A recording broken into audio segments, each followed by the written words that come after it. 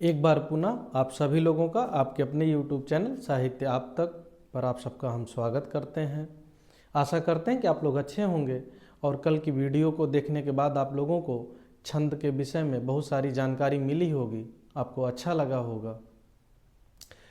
कल हम लोग छंद के जो भाग हैं, मात्रिक छंद, वर्णिक छंद, इन दोनों के बारे में जो हमको पढ़ना है, तो जो पहला भाग है मात्रिक छंद, मात्रिक छंद के विषय में हम आप लोगों को बताएं कि मात्रिक छंद 3 प्रकार के पाए जाते हैं: अर्ध सममात्रिक, सममात्रिक, विषम मात्रिक। तो हम लोग अर्ध सममात्रिक के जो भेद हैं, मतलब अर्ध सममात्रिक के अंतर्गत कौन कौन से छंद आएंगे, उनके विषय में विस्तार से जाना, उनके उदाहरण को जाना, मात्रा लगाना सीखा। आज हम लोग सममात्रिक छंद के विषय में यहाँ पर बात करेंगे। तो बगैर किसी देरी किए आइए अब हम लोग सममात्रिक छंद के विषय में यहाँ पर देखते हैं।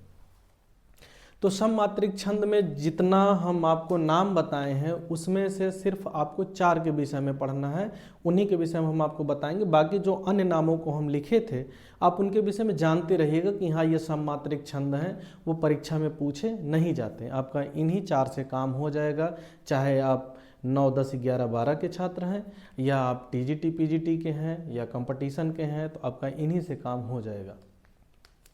तो आइए हम लोग देखते हैं। तो सबसे पहले नंबर पर है चौपाई। चौपाई की जो परिभाषा है या इसके विषय में जो थोड़ा सा हमको जानना है वो ये है कि सबसे पहले क्या है, ये सममात्रिक छंद है और इसके प्रत्येक चरण में कितनी मात्राएं होती हैं? 16 मात्राएं होती हैं। ये देखिए हम लिख दिए हैं, यानी इसके हर चरण में 16 मात्राएं होती हैं और इसीलिए इसको क्या कहा गया है? सममात्रिक, यानी हर चरण में एक समान मात्रा। जैसे कल की वीडियो में आप देखे होंगे कि दोहा, सोरठा और बरवय, जो भी हम लोग भेद पढ़े, उदाहरण पढ़े, तो आप देखे होंगे कि उसके 2 चरण में एक मात्रा, 2 चरण में एक मात्रा, यानी अलग अलग। तो इसलिए वो अर्ध सममात्रिक था। लेकिन यहाँ क्या है कि यहाँ पे हर चरण में एक समान मात्रा है। तो इसके प्रत्येक चरण में कितनी मात्राएं हैं? 16। अब यहाँ उदाहरण से हम लोग समझते हैं और यहाँ पे हम मात्रा लगाते हैं, अभी और क्लियर हो जाएगा। तो यहाँ पे हो जाएगा हरस्व, हरस्व, यहाँ हो जाएगा गुरु अर्थात वर्तुल, यहाँ हरस्व, हरस्व, वर्तुल या गुरु, हरस्व, हरस्व, हरस्व, हरस्व, वर्तुल या गुरु, वर्तुल या गुरु। अब गिनिए, 2, 2, 4, 2, 6, 2, 8, 2, 10, 4, 14 और 2, 16। देखिए पहले में आपको 16 मिल गया। अब चलिए अगला, हरस्व, हरस्व, हरस्व, हरस्व, हरस्व, हरस्व, हरस्व, हरस्व, हरस्व, नहीं यहाँ पे जामिनी है तो ये हो जाएगा वर्तुल, ये यहाँ, और ये हो जाएगा आपका हरस्व, हरस्व, ये आपका हो जाएगा वर्तुल, वर्तुल। चलिए अब हम गिन लेते हैं इनको, 4, 2, 6, 2, 8, 2, 10, 3, 13, 3, 16। आप भी गिन लीजिएगा एक बार, इसमें भी हो गया।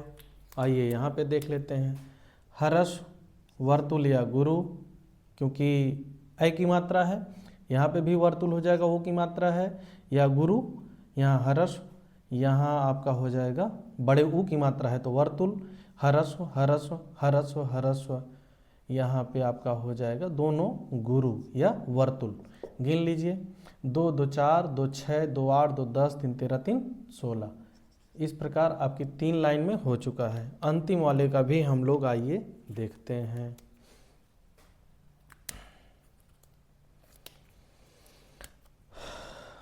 यहाँ देखिए क्या हो जाएगा, गुरु या वर्तुल, हरस्व, हरस्व, हरस्व, हरस्व, हरस्व, हरस्व, वर्तुल या गुरु, हरस्व, हरस्व, गुरु, गुरु। अब गिन लेते हैं, 4, 4, 8, 4, 12, 4, 16। और देखिए इसका जो एक और पहचान है, यहाँ नोट पे हम लिख दिए हैं कि अंत में 2 गुरु, कितने गुरु? 2 गुरु का आना शुभ माना जाता है। अगर आपसे परीक्षा में अगर इस तरीके के एक नंबर के सवाल में पूछ ले कि ऐसा कौन सा छंद है कि जिसके अंत में, उसके उदाहरण के अंत में 2 गुरु आना शुभ माना जाता है, तो आप नाम बताइएगा चौपाई। अब देख सकते हैं आप, यहाँ देखिए 2 गुरु है, यहाँ 2 गुरु है, यहाँ 2 गुरु है और यहाँ भी 2 गुरु है। और इसकी जो परिभाषा है, जो इसका पहचान है कि प्रत्येक चरण में 16-16 मात्राएं, आप यहाँ देख सकते हैं। ठीक है, तो इस प्रकार आपको बस चौपाई के लिए इतना याद रखना है कि इसके प्रत्येक चरण में 16 मात्राएं होती हैं और 2 गुरु का आना शुभ माना जाता है। आइए इसका जो अगला भेद है रोला। रोला का परिभाषा क्या है कि यह सममात्रिक छंद है। ठीक है, और इसके प्रत्येक चरण में कितनी मात्राएं होती हैं? 24 मात्राएं होती हैं। ये देखिए, हम इसको अंडरलाइन कर देते हैं। और एक चीज आपको ये जो याद रखना है कि इसे काव्य छंद भी कहते हैं। अगर मान लीजिए कि आपसे परीक्षा में ये सवाल पूछ लिया जाए कि वह कौन सा सममात्रिक छंद है कि जिसे काव्य छंद भी कहते हैं, तो आप उत्तर दीजिएगा रोला। अब आइए इसके उदाहरण से हम लोग मात्रा लगा करके देखते हैं कि यहाँ पे बताया गया कि प्रत्येक चरण में कितनी मात्राएं? 24। तो आइए खटाखट हम लोग मात्रा लगाते हैं। गुरु या वर्तुल, हरस्व हरस्व हरस्व हरस्व हरस्व हरस्व, यहाँ पे गुरु या वर्तुल हरस्व हरस्व, गुरु या वर्तुल हरस्व हरस्व, ये आपका हो जाएगा गुरु। ये हरस्व हरस्व, यहाँ पे गुरु गुरु या वर्तुल। गिन लेते हैं, 4 2 6 2 8 2 10 3 13 3 16 3 19 3 22 2 24। चलिए अगले पे लगाते हैं। हरस्व हरस्व गुरु, हरस्व हरस्व वर्तुल या गुरु, हरस्व गुरु गुरु, हरस्व हरस्व हरस्व गुरु, हरस्व हरस्व गुरु गुरु। गिन लेते हैं, 2 2 4 2 6 2 8 1 9 4 13 और 1 14 2 16 2 18 2 20 4 24। यानी देखिए इसके भी हर चरण में कितनी मात्राएं हैं? 2 मात्राएं। यहाँ 2 पंक्ति हम आपके लिए छोड़ दे रहे हैं, आप इसको अपने नोट्स में लिखिएगा और मात्रा इस पे लगाने का प्रयास करिएगा, सीखने का प्रयास करिएगा। अगर आपको कहीं दिक्कत होती तो आप हमको कमेंट करिएगा, हम आपके कमेंट को पढ़ करके आपका जो कन्फ्यूजन होगा उसको हम दूर कर देंगे, अगर आपको कहीं भी दिक्कत होता है। लेकिन आप यकीन मानिए कि अगर आप पिछला वीडियो अगर आप देखे रहेंगे, जो मात्रा लगाने का हम नियम आपको बताए हैं, तो आपको गलत नहीं होगा। तो मेरे प्रिय भाइयों, मेरी प्यारी बहनों, इसको आप लोग लिख लो, समझ लो, फिर इसके बाद हम लोग जो अगला भेद है उसके विषय में जानते हैं। तो आइए हम लोग अब अगले उदाहरण के विषय में बात करते हैं।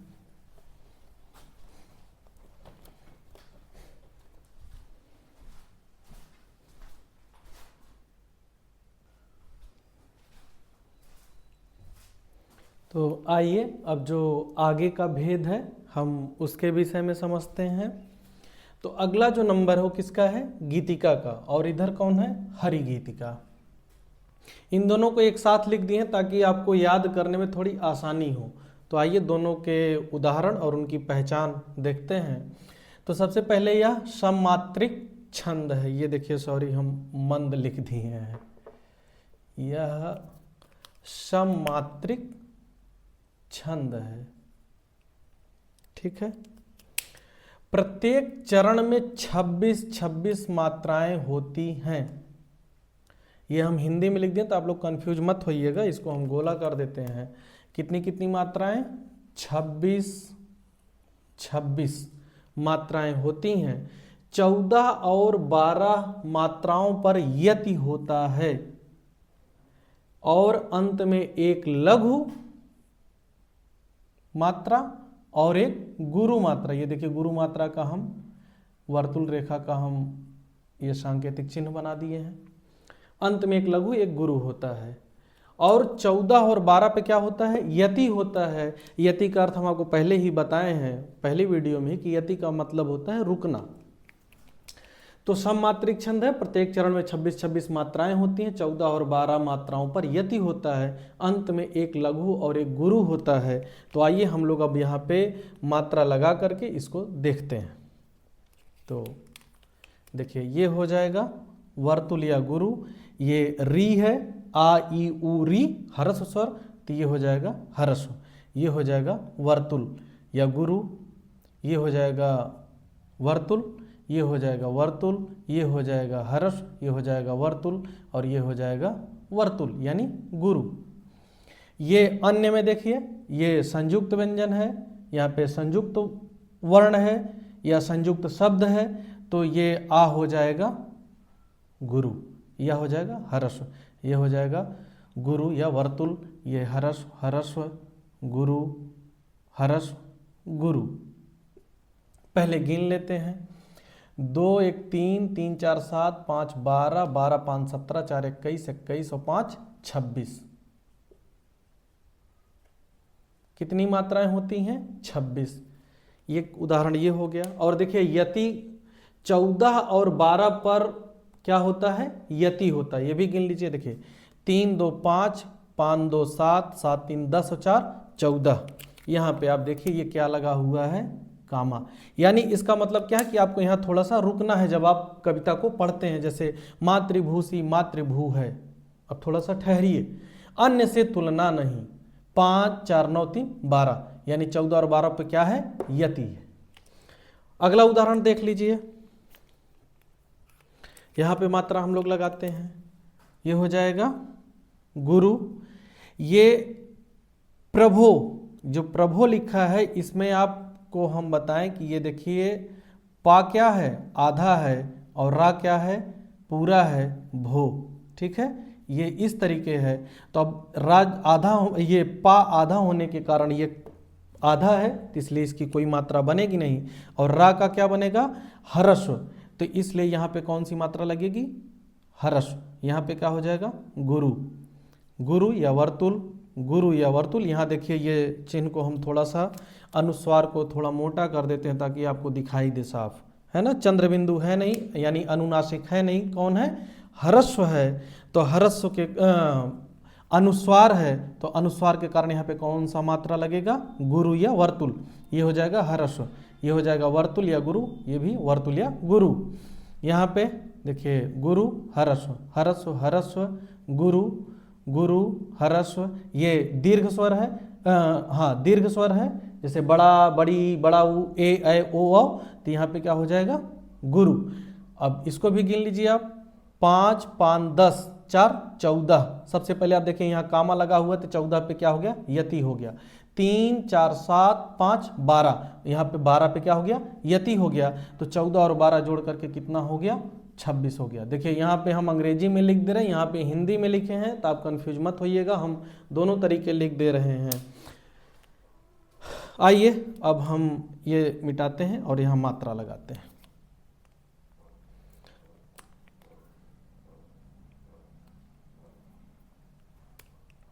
तो शुरू करते हैं।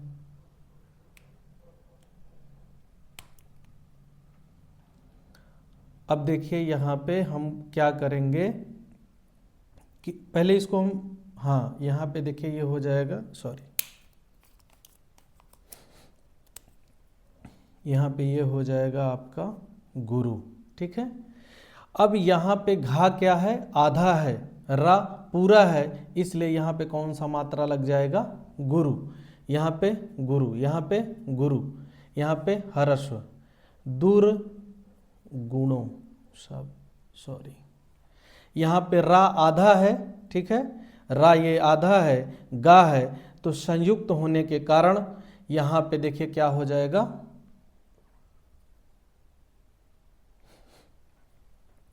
ये भी हो जाएगा गुरु।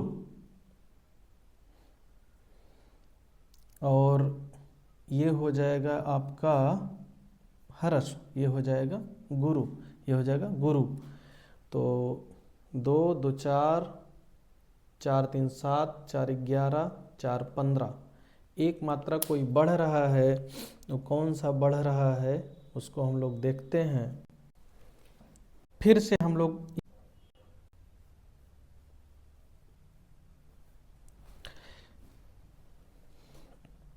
देखिए ये है शीघ्र, तो ये सा पे बड़ी की मात्रा है, यहाँ पे जो घा है वो आधा है और रा पूरा है, तो यानी यहाँ पे संयुक्त शब्द बन रहा है, लेकिन पहले से ही कि सा पे बड़ी ई की मात्रा है, तो यहाँ पे ऑलरेडी कौन सा वो लगेगी मात्रा, गुरु का।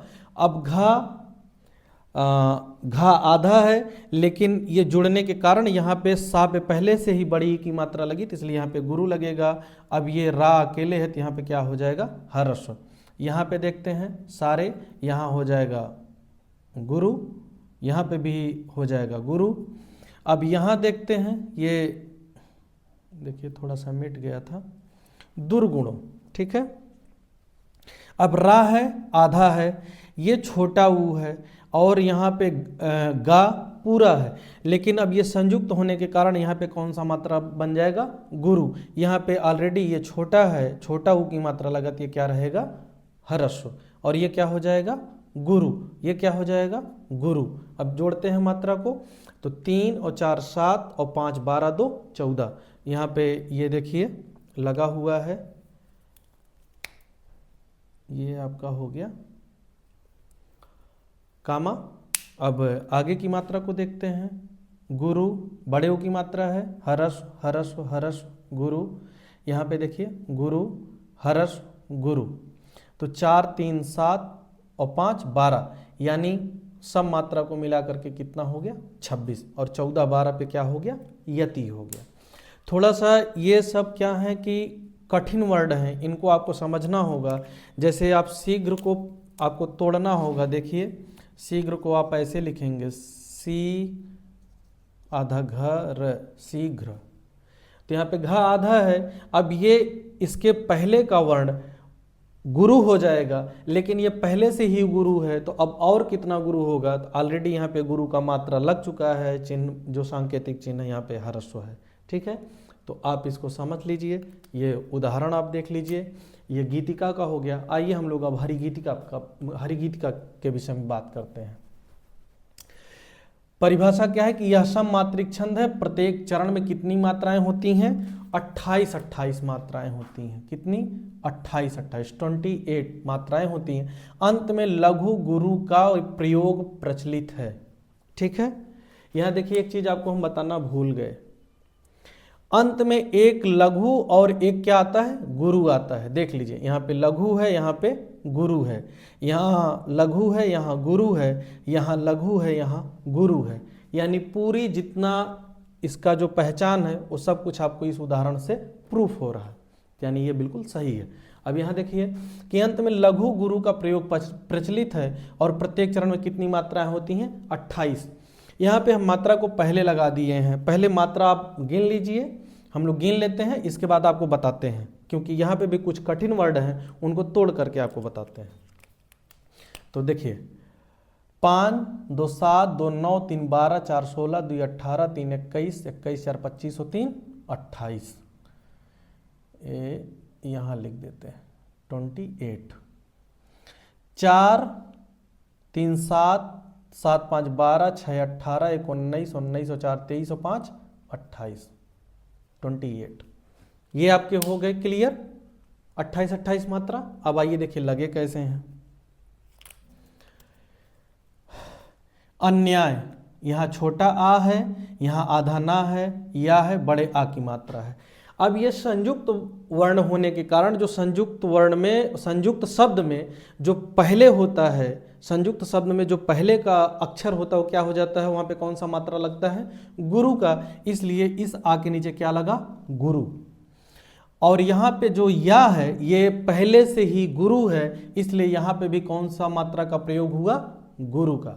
ये ऑलरेडी यहाँ हर्स्व है, ये सारे हर्स्व हैं, ये भी गुरु और हर्स्व है, गुरु और हर्स्व, गुरु, ये हर्स्व, यहाँ देखिए हर्स्व और गुरु। अब यहाँ पे देखिए दुष्कर्म में थोड़ा सा आपको समझना है, यहाँ पे दुष्कर्म को देखिए आप पूरा कैसे लिखेंगे, हम यहाँ लिख देते हैं, इसके बाद आपको समझाएंगे, आप समझ जाएंगे। ये दुष् क अधर म, ठीक है। अब यहाँ पे देखिए कि ये संयुक्त शब्द है, संयुक्त शब्द होने के कारण इसका जो नियम बताएगी कि पहले का वर्ण अक्षर क्या हो जाता है, गुरु हो जाता है, तो दू क्या हो जाएगा, गुरु हो गया। वही चीज यहां होगा। कर्म में देखेंगे कि रा आधा है, अब जस्ट इसके पहले का क्या हो जाएगा, गुरु हो जाएगा, और माँ क्या है, अकेले है, हर्ष हो जाएगा। वही चीज देखिए यहाँ पे ये हुआ है दुष्कर्म है, ठीक है, ये है का चिन्ह है, बाकी ये दुष्कर्म का है, ठीक है, थोड़ा सा जगह की कमी हो गई। तो ये किसका हो गया, दुष्कर्म का, और ये है का, ठीक है। आप लोग कंफ्यूज मत होइएगा, अच्छे से तो समझ लीजिए। यहाँ देखिए हम लिख दिए हैं तोड़ करके। उसी तरीके देखिए यहाँ पे है कि ये गुरु, ये गुरु, ये, अब यहाँ पे जैसे न्यायार्थ को आप देखेंगे तो ये या आधा रा था है, ठीक है। अब यहाँ ये जुड़ करके संयुक्त तो शब्द बनेगा और इसको गुरु करेगा, लेकिन ये पहले से ही गुरु है, तो यहाँ पे पहले ही गुरु को लग गया, तो अब और कितना हम गुरु करेंगे, ठीक है। तो और हम थोड़ा सा हंसते कम है, क्योंकि जब हम पढ़ाते हैं तो सारा ध्यान ये रहता है कि हम आपको बेहतर तरीके समझा दें, तो इसके लिए आप लोग हमको क्षमा करिएगा। आइए, गुरु हम भी हैं, कहीं ज़रूरत पड़े तो हमको भी मात्रा के रूप में प्रयोग कर लीजिएगा। आइए, ये अपने तो हर्ष, हर्ष गुरु, यहाँ देखिए गुरु, यहाँ छोटे की मात्रा है हर्ष, बाकी ये सब देख सकते हैं आप, गुरु गुरु हर्ष गुरु गुरु। ये देखिए धर्म, धर्म को भी आप ऐसे तोड़ेंगे तो ये पहले का क्या हो जाएगा, गुरु हो जाएगा, वही हुआ है यहाँ पे हर्ष, यहाँ गुरु। अब यहाँ देख लीजिए अंत लिख दिए हैं, सॉरी ये अंत होगा। अंत में लघु गुरु का प्रयोग प्रचलित है, देखिए लघु गुरु, लघु गुरु, ठीक है। तो इनको भी आप थोड़ा सा ध्यान रखिएगा, देखिए कर दे रहे हैं अंडर मार्क, तो इसको आप लोग लिख लीजिए। फिर आगे का जो बचा हुआ विषम मात्रिक छंद है उसके विषय में हम लोग देखते हैं। तो आइए चलिए हम लोग उसके विषय में देखते हैं।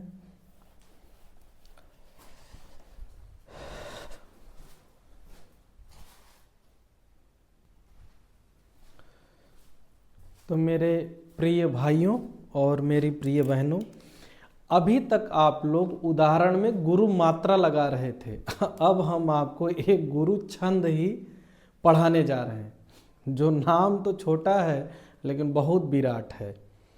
और आपको इसको बताने से पहले एक चीज़ क्लियर कर देते हैं कि अगर आप 9, 10, 11, 12 या किसी वनडे एग्ज़ाम की तैयारी कर रहे हैं तो आपको कुछ ही चीज़ों को जानना है। हम आपको उसको बता देते हैं कि क्या आपसे पूछा जा सकता है। अगर आप टीजीटी, पीजीटी या हायर एजुकेशन के लिए पढ़ रहे हैं तो आपको पूरा जानना है। तो आइए अब शुरू करते हैं हम लोग इसका। देखिए सबसे पहले जो तीसरा भेद था कौन सा, विषम मात्रिक छंद। तो अब सबसे पहले हम इसके बारे में पढ़ते हैं। जो पहला नाम है उसका क्या नाम है, कुंडलिया छंद। नाम इसको याद रखिएगा क्योंकि ये विराट है पूरा। ये देखिए अकेले पूरा बोर्ड घेर लिया है। परिभाषा ही इसका बड़ा, इसकी पहचान ही बड़ी विस्तृत है। परिभाषा क्या है कि यह विषम मात्रिक छंद है। विषम क्यों है अभी उसको आप देख लीजिएगा। यहाँ जस्ट यहीं से देखिए, दोहा प्लस रोला छंद को मिलाने से बनता है। यानी कुंडलिया छंद दोहा और रोला दो छंदों को मिलाने के बाद, अगर दो छंद को मिला करके एक उदाहरण आपको दे दिया जाए तो किस छंद का उदाहरण हो जाता है, कुंडलिया छंद का। तो यानी दोहा और रोला छंद को मिलाने से कौन बनता है, कुंडलिया छंद।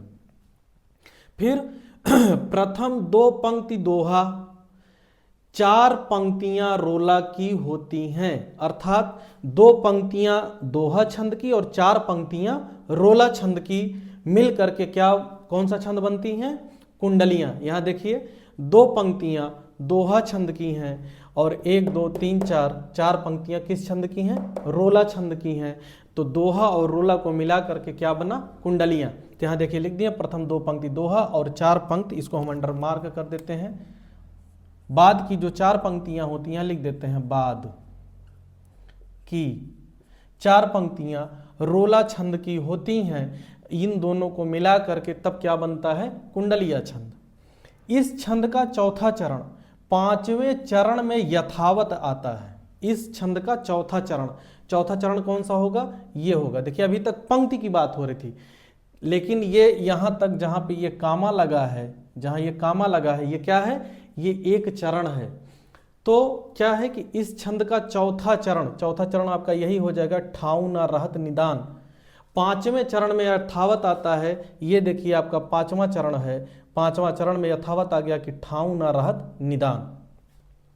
और दोहे के प्रारंभ का शब्द, यानी प्रारंभ का शब्द कौन सा है, दौलत।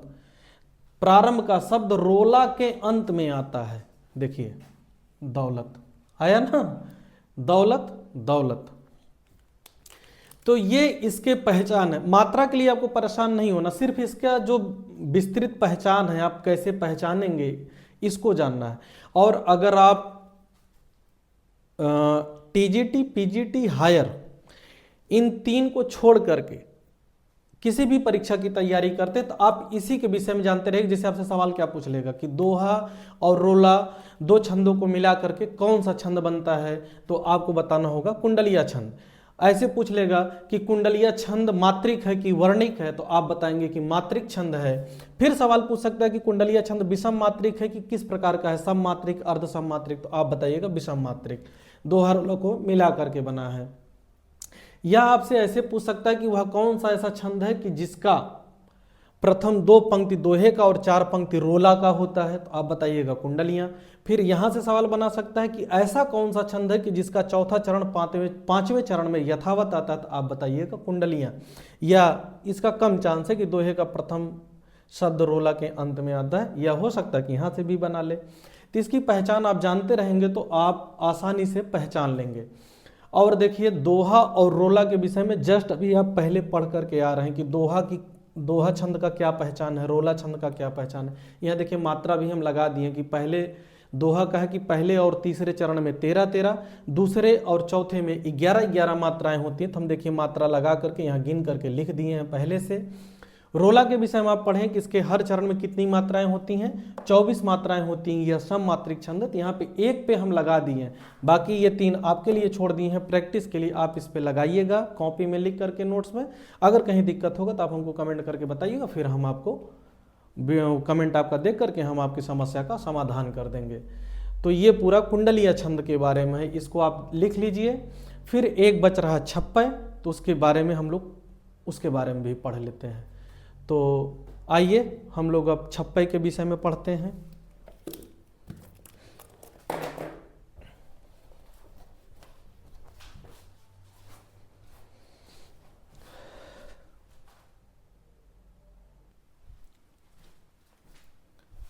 तो मेरे प्रिय भाइयों एवं मेरी प्यारी बहनों, आइए जो अंतिम विषम मात्रिक छंद है उसके विषय में हम लोग जानते हैं।